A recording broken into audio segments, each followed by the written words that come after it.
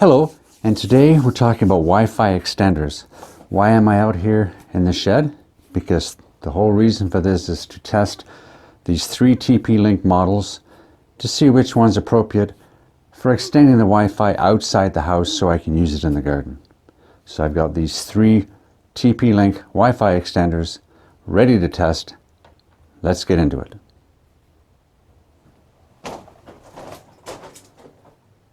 So first I want to talk about the 450. It is the most powerful and has the most options. It has the dual band, which includes the 5G network. Out here we have fiber, but I'm only on a small package, like 25 megabits per second, so it's a pretty small package. But it's good enough for the house for what I need it for my streaming, for videos, for movies and all that. But we only have the 2.4 network. So it's kind of redundant to get the 5G network because it's like a bottleneck. It's like a funnel. You can only put so much through it. And 5G only works if you have a real high download speed. And I checked the speeds on all of them. And out here in the shed or at the back or the fire pit, they were all pretty close. And I'll put up a graph of which ones did what and the signals that I got. So when I did this, I ran an internet app on my phone to check the internet speed, and those speeds I'll show you in this diagram. So this worked very well, and it folds up very easily. Put it away, and it's got a memory in it, obviously, that it remembers your settings. So you unplug it when you don't want to use it, plug it back in, extends it wherever you want. Beautiful.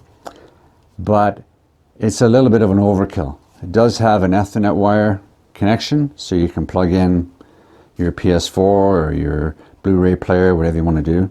And they all have that. They all have an Ethernet system. So this was fine and it worked. It's the first one I got. But then I thought, well, this is $90 Canadian from Amazon. 90 bucks. Well, there's got to be something else. So I tried the cheapest version. This is $19. $19 on Amazon. It's sleek, it plugs in, it's unobtrusive, you stick it in, the lights turn blue, the signal goes out. Okay? Little robot, same thing. Okay? And actually, these two gave off pretty well identical signals. Identical. And I'll show you that in the chart. Okay, pretty identical. Okay, this one a little better, maybe by a half a point or so, but not overwhelmingly better. Okay, I could get internet where I needed to, but I could get that with all three of them. So all these are compatible with almost any router. Okay. And a lot of spots on the outside here, my router that's in the house couldn't pick anything up. It was dead, a dead zone. Plug these in, I can get internet. So now I'm going to show you around the house where we did the tests from. Okay? Let's go. So right now I'm by the shed and we're going to look at signal strength. So let's see if we can find... Yes, and I'm using Do Recorder to record this. Settings. There we go. Move me over there. And I like Do Recorder because with this I can flip over and show you where I am. So right now on my Wi-Fi extender, you can see I have the extended, which is this unit, showing up.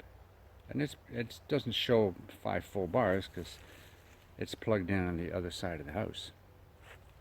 But we're here by the shed and I can still get internet. So I'm going to go inside the shed and let's see how fast the internet is, even though it hardly shows up.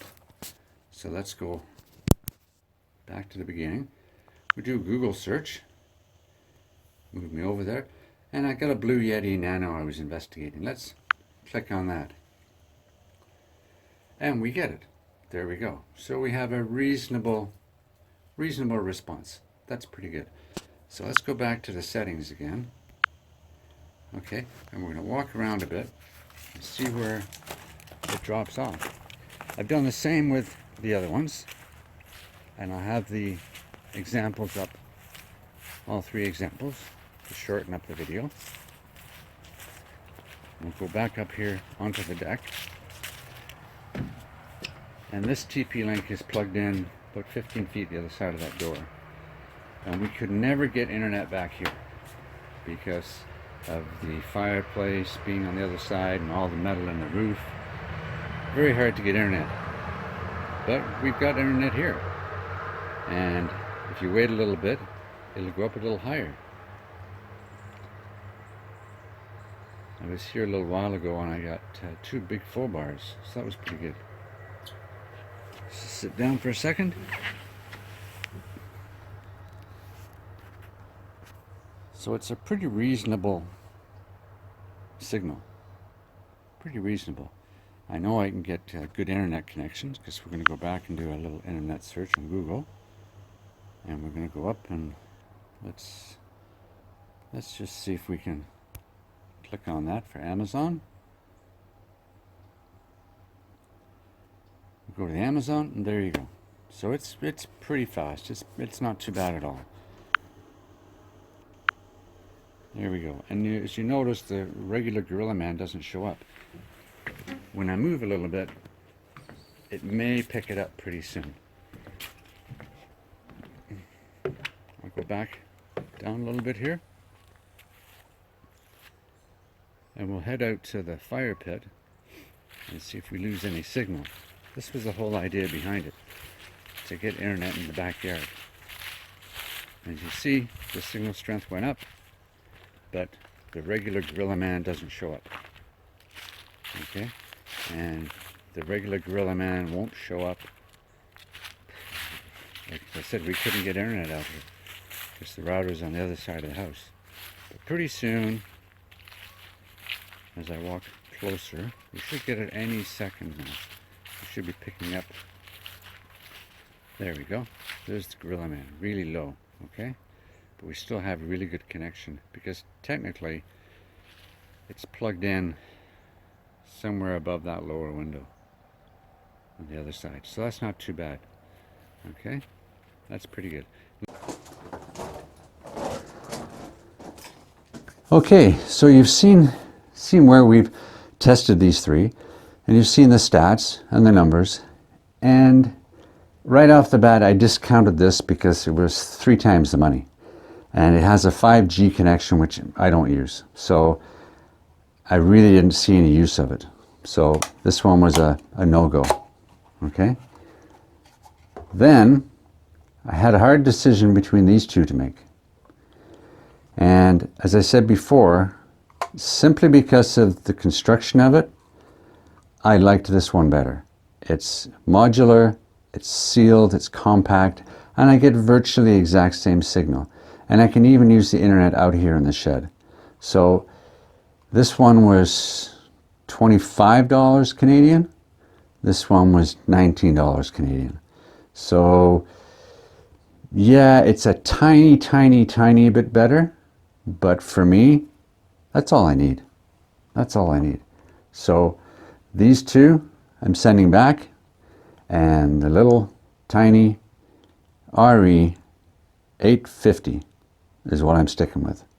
And then I can get the internet out here whenever I want. Okay? Thanks for watching. Stay safe. We'll see you in the next one.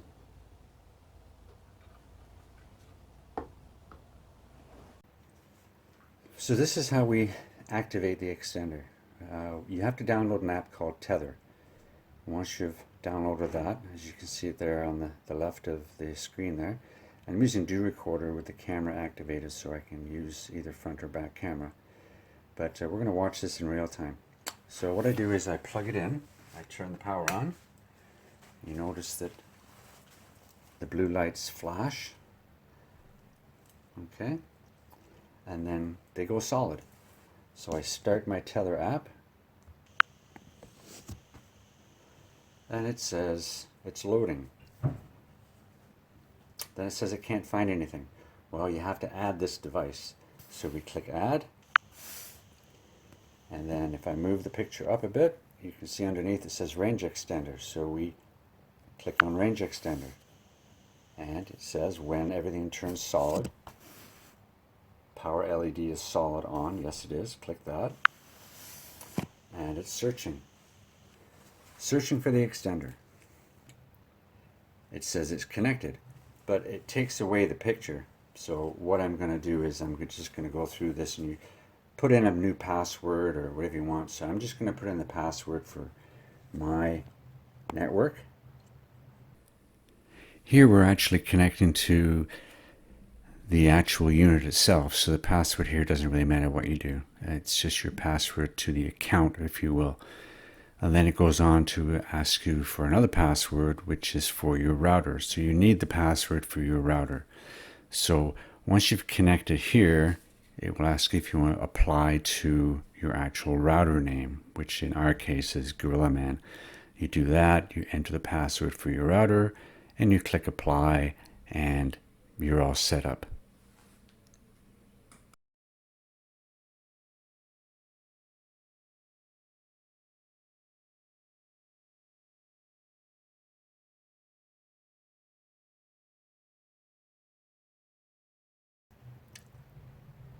So then it tells you, once it's confirmed, plug the extender halfway between your router and the Wi-Fi dead zone, and you put it somewhere in the house.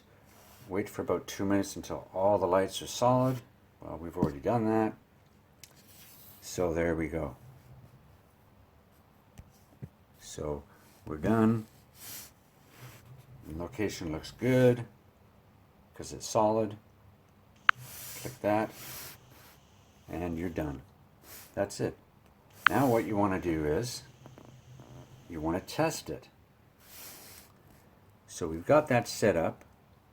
When we're at the home, this over, click the tools on the bottom right, and it says, I'll move this down a bit, it says location assistant. Click that, and check signal. There we go. Now it's checking the signal, and it says there that it's too close. Exactly right, because I'm in the furnace room. It's too close, really. But when I plug it into the wall upstairs, you'll see it's different. So let's do that now, okay? So I'm just going to unplug this.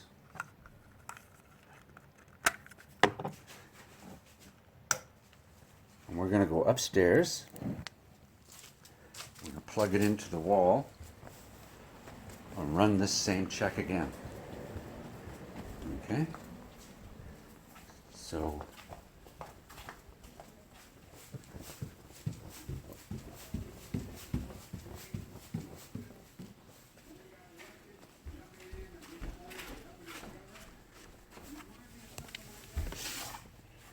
here we plug it into the wall, and we wait for the solid lights to come. So we'll back out of this again. And once it turns all solid, we activate the tether app.